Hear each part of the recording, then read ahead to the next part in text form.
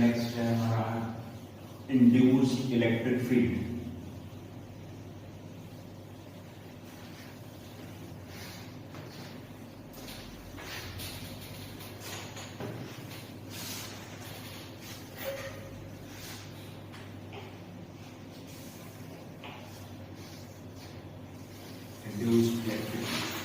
तो देखिए electric field एक हमने स्टार्टिंग में भी पढ़ी थी चैप्टर 1 जो चार्जेस के उससे इलेक्ट्रिक फील्ड होती है, वो इलेक्ट्रिक फील्ड और ये इलेक्ट्रिक फील्ड अलग है ना। तो सबसे पहले हम याद रखेंगे electric field induced, electric field induced due to changing magnetic field with time. Electric field induced due to changing magnetic field with time is known as induced electric field.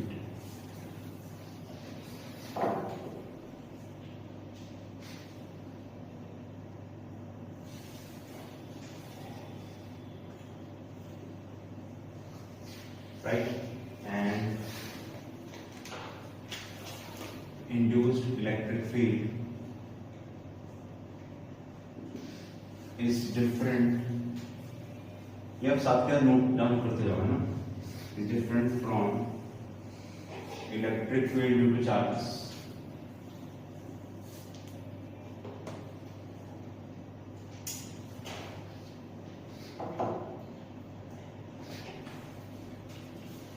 It is non-conservative in nature.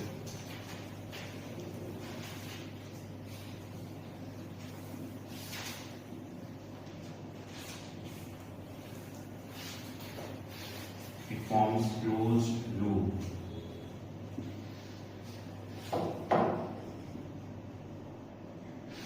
Its direction is from, its direction is same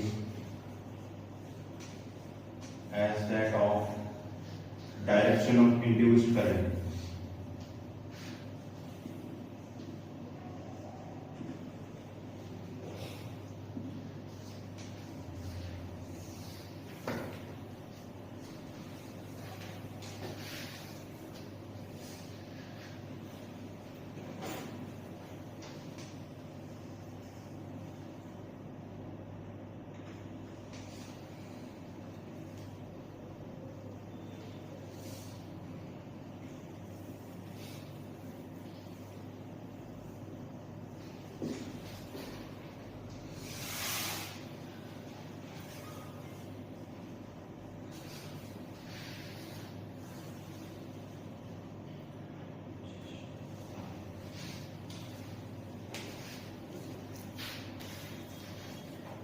तो सबसे पहले तो जो electric field है induced है ना, ये किसकी वजह से पैदा होती है? मैग्नेटिक फील्ड जो चेंज हो रही है टाइम के साथ साथ, उसकी वजह से पैदा होती है इंड्यूस्ड इलेक्ट्रिक फील्ड, है ना। And induced electric field is different from electric field due to charge. जो electric field due to charge वाले उससे बिल्कुल अलग है ना। मतलब सेम चीज सिर्फ यही है कि वो इस फॉर्मूले को फॉलो करती है बस, बाकी पूरा इसका बिहेवियर जो है वो अलग है। फॉर्म्स क्लोज लूप, अगर आपको याद हो चार्ज के जो इलेक्ट्रिक फील्ड होती है वो क्लोज लूप कभी नहीं बनाती है, ये हमने प्रॉपर्टीज में लिखा हुआ है ना, लेकिन ये क्लोज लूप बनाती है, ठीक है।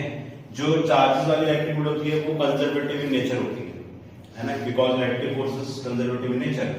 लेकिन इसकी वजह से जो इलेक्ट्रिक फील्ड होगी या फिर इस इलेक्ट्रिक फील्ड की वजह से जो फोर्स होगी वो नॉन कंजर्वेटिव होगी, ये आपको याद रखना है, ठीक है। And it forms closed loop. Its direction is same as that of direction of induced current. जो induced current का हम डायरेक्शन निकालते हैं उसी डायरेक्शन में induced इलेक्ट्रिक फील्ड पैदा होती है और ये इस फॉर्मूला को फॉलो करती है, ठीक है। अब हम इसका एक एग्जांपल देखते हैं।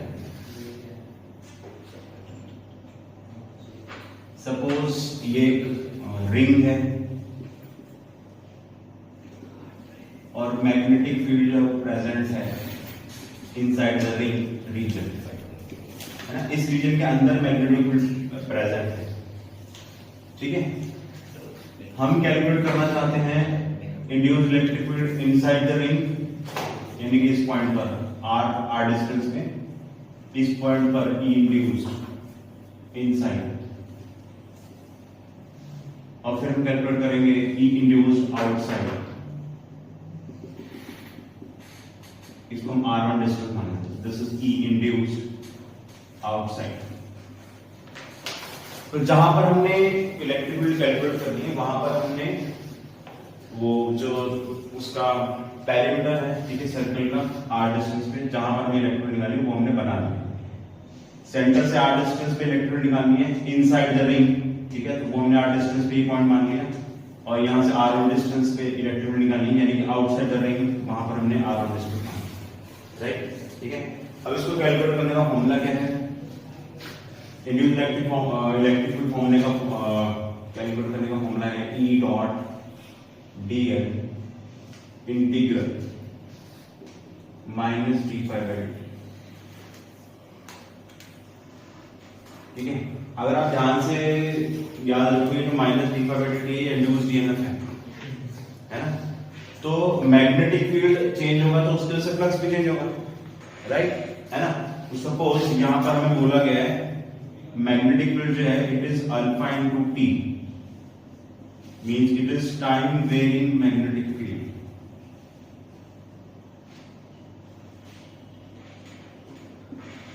It is time varying magnetic field, ठीक है।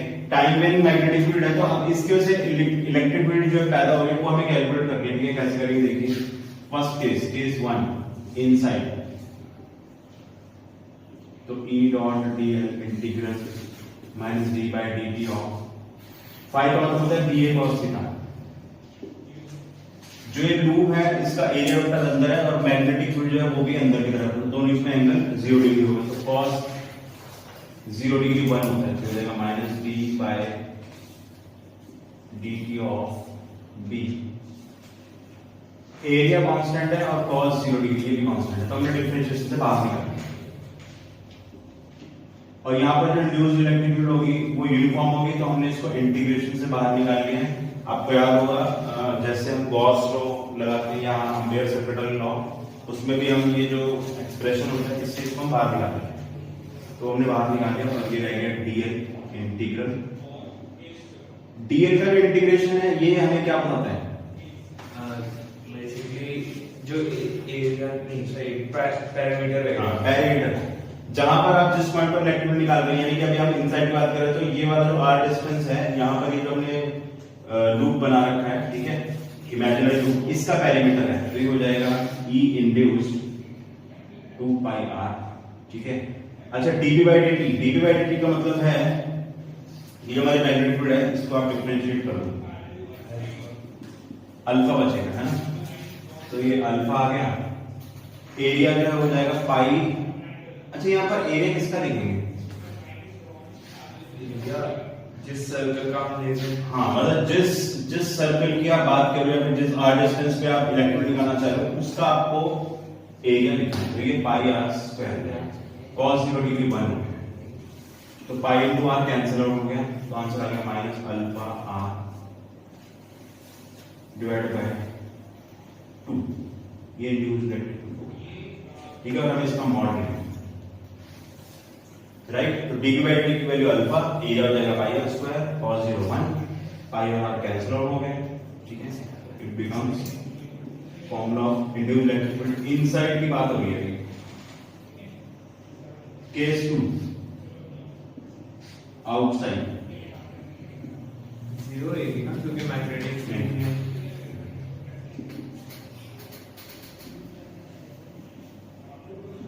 So again minus d by dt of b into a into cos 0 degree, right side same रहेगी, राइट साइड में कोई चेंज नहीं है। अब ये E इंड्यूस हम कैलकुलेट कर रहे हैं, ये अगेन यूनिफॉर्म है तो बाहर आ जाएगा dl का इंटीग्रेशन, ठीक है। तो अब ये जो इंटीग्रेशन है, ठीक है, ये पैरामीटर होता है उसका जो हमने r डिस्टेंस पे लूप बनाया, ठीक है, जो हो जाएगा E इंड्यूस into 2 पाई r1, क्योंकि यहां से यहां तक का डिस्टेंस हमने ये जो रेडियस है वो r1 ले रखे हैं, तो parallel to by r1, dv by dt जो है वो अल्फा के बराबर है, ठीक है, ये हमने सॉल्व किया हुआ है। एरिया कौन सा लेंगे वो? बेसिकली सरफेस तक का डिस्टेंस, सरफेस तक का मतलब जो अगर मैं इस तरीके से कैपिटल आर बोलूं, हाँ तो पाई पाई कैपिटल आर स्क्वायर, क्योंकि हाँ। उसी में मैग्नेटिक फील्ड है। क्योंकि मैग्नेटिक फील्ड जो है भले ही हम इस यहां से लेके इस लूप तक का कैलकुलेट कर रहे हैं, लेकिन जो फ्लक्स है वो सिर्फ इतने रीजन में है। तो यहाँ पर जो हम एरिया देखते हैं वो कौन सा होता है, जिस रीजन में फ्लक्स है ना, फ्लक्स का एरिया होता है। तो pi into R square cos 0 degree 1, तो पाई से पाई कैंसिल, तो minus alpha R square upon 2r, this is E induced outside, और हमें इसका मॉड लेते हैं। कई बार उसका ग्राफ भी पूछ लेते हैं, तो ग्राफ में यहाँ पर ड्रॉ कर रहा हूं। देखिए इनसाइड में जो इलेक्ट्रिक फील्ड है वो डायरेक्टली प्रोपोर्शनल टू आर है, तो इस तरीके से होगा। एंड आउटसाइड यानी कि इस रिंग के बाहर जो इलेक्ट्रिक फील्ड है वो इनवर्सली प्रोपोर्शनल है, तो ये ऐसे हो जाएगा। So this is the graph of induced electric field versus are.